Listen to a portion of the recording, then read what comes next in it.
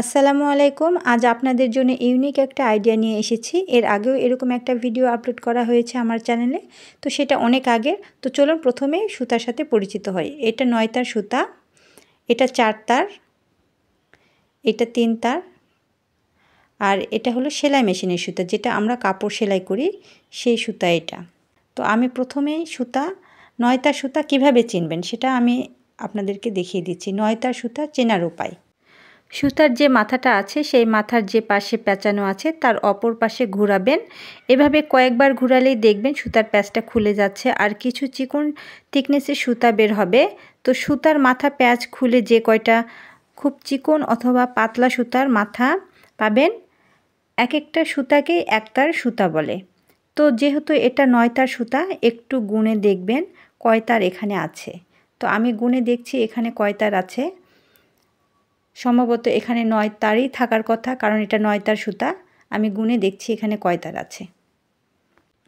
এরকম আরও একটা ভিডিও আপলোড করা হয়েছে আমার চ্যানেলে, তো সেটা অনেক আগের ভিডিও ছিল। সেই ভিডিওটি অনেকেই খুঁজে পান না। আবারও এমন একটা ভিডিও অনেক আপুরাই চেয়েছিলেন কিভাবে একটা সুতা 9 তার করে কাজ করবেন। তো আপনাদের সুবিধার জন্য আবারও নতুন করে ভিডিও করে আপলোড করলাম। তো অনেকেই আছেন কাটিমের মধ্যে কয় তার সুতা আছে বুঝতে পারেন না, তারা সহজে এইভাবে সুতা পরীক্ষা করে সুতা কিনতে পারবেন।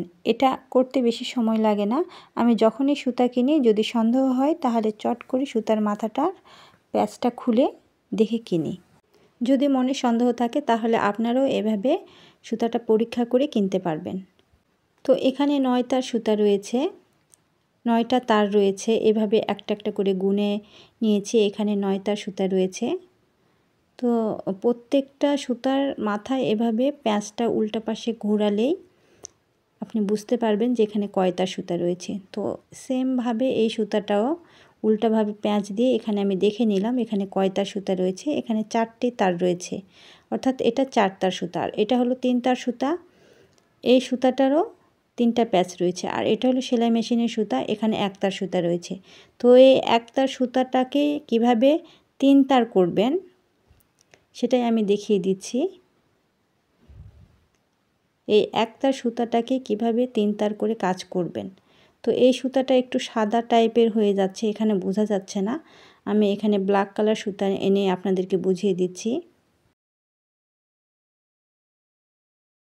এই সুতাটা দিয়ে এখানে বোঝা যাচ্ছে না, তাই এটাকে বাদ দিলাম। এখানে একটু মনোযোগ দিয়ে দেখবেন সুতাটা কিভাবে নিচ্ছি। প্রথমে এই সুতাটার মাথা থেকে একটু দূরে অথবা আপনার সুবিধা অনুযায়ী যতটুকু নিতে পারেন ঠিক সেইখানে একটু ডাবল করে নেবেন। এরপর অপর প্রান্তে আরেকটা ভাঁজ দিবেন। এই যে দেখুন এইভাবে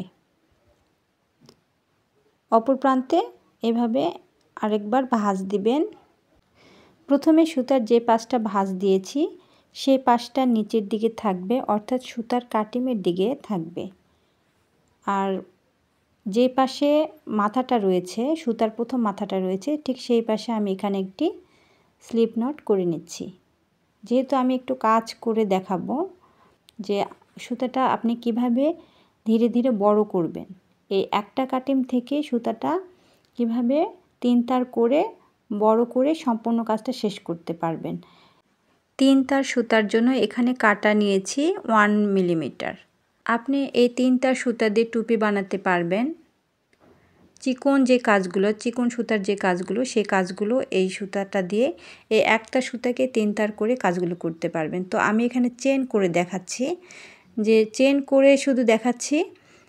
সুতাটা এইভাবে চেন করলেন বা অথবা কাজ করলেন, কাজ করতে করতে নিচের দিকে অবশ্যই এখানে ছোট হয়ে আসবে, অর্থাৎ এই সুতাটা ছোট হয়ে আসবে, অর্থাৎ 3 তার থেকে 1 তার শুরু হয়ে যাবে। তো আমি এখন এটাকে 3 তার কিভাবে করে নেব। এই যে সুতার যে মাথাটা রয়েছে, যে পাশে ভাঁজ দিয়েছি সেই ভাঁজের মাঝখান থেকে এইভাবে 1 তার সুতাটাকে, অর্থাৎ কাটিমের সঙ্গে যে সুতাটা রয়েছে সেই সুতাটাকে টান দেব। একটু ভালো করে লক্ষ্য করে দেখেন যে কাটিমের মধ্যে যে সুতাটা রয়েছে সেই সুতাটা এই ভাঁজের মধ্য দিয়ে টান দেব। তাহলে এখানে আবারও আমি যতটুকু এখানে ঠিক ততটুকুই টেনে এখানে সুতাটা ভাঁজ করে নেব। আবারও 3 তার এখানে সুতা হয়ে গেল। এটা মেশিনের একতার সুতা। এই একতার সুতাকেই 3 তার করে আপনারা কাজ করতে পারবেন। 3 তার সুতা দিয়ে বিশেষ করে টুপিটা খুব ভালো হয়। তো এটাকেই যদি 9 তার করতে চান তাহলে 3 কাটিম সুতা একত্রে করে এই পদ্ধতি অনুযায়ী করলে 9 তারের যে কাজগুলো সেগুলো করতে পারবেন। তো সেলাই মেশিনের 3 কাটিম সুতা একত্রে করে 9 তার করে এই পদ্ধতি অবলম্বন করে 9 তার করে আমরা গলার ডিজাইনগুলো এই সুতা দিয়ে বানাতে পারবো। অনেকের হাতের কাছে 9 তার সুতা থাকে না বা সেলাই মেশিনের সুতা অনেকগুলো একত্রে করে কাজ করেন, সেক্ষেত্রে একটু ঝামেলাই মনে হয়। তো বেশি ভাঁজ না করে সহজেই এইভাবে আমরা কাজটা করতে পারি, কারণ সেলাই মেশিনের সুতা সবখানেই পাওয়া যায়। এবার এখানে 3 তার সুতা নিয়েছি। এই 3 তার সুতা সেমভাবেই 9 তার করছি। দেখুন পদ্ধতি একই। এখানে আমি এটা 9 তার করে নিচ্ছি। সুতার মাথার দিকে যে ভাঁজটা করেছি সেখানে একটি স্লিপ নট দিয়ে নিচ্ছি।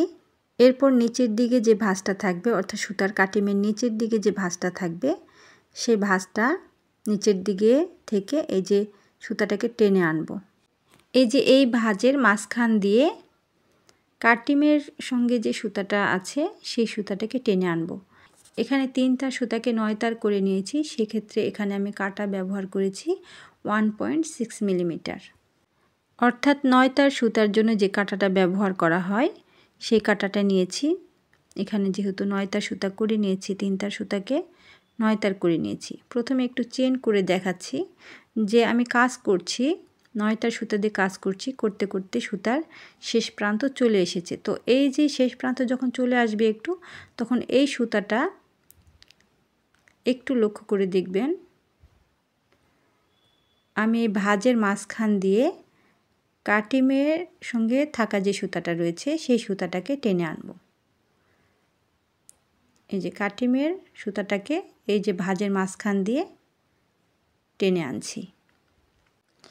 প্রথমে যেভাবে দেখিয়েছিলাম ঠিক সেভাবে এটিও টানছি।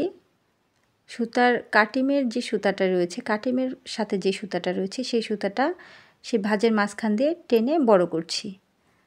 এই যে দেখুন এইভাবে সুতাটাকে টেনে বড় করছি।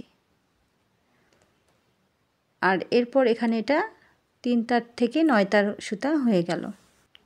একটু লক্ষ্য করুন, এখানে যে জয়েন্টটা পড়েছে বা ভাঁজের মাঝখান দিয়ে সুতাটাকে টেনে নিয়ে গিয়েছি, এখানে কোনো কিছুই বোঝা যাবে না কাজের পর, ভাঁজটা এমন থাকবে।